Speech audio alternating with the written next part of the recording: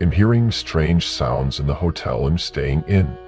The hotel seemed normal enough when I checked in. It wasn't anything fancy. Just a small old-fashioned place on the outskirts of town, the kind of place you stay at when you need a bed for the night. Nothing more. The receptionist was a quiet man, barely looking up from his ledger as he handed me my key, room 407.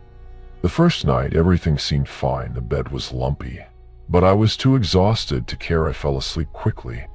Then at exactly 312 am I woke up to a sound. It was faint at first, like distant whispering just outside my door. I sat up groggy and listened. A low murmur, unintelligible, but definitely human. The voice was hoarse, rasping, like someone struggling to breathe. I got up and tiptoed to the door. Peering through the peephole, I saw nothing but the dimly lit hallway. The whispering stopped. My heart pounded. I told myself it was just my imagination, maybe the wind outside. I went back to bed.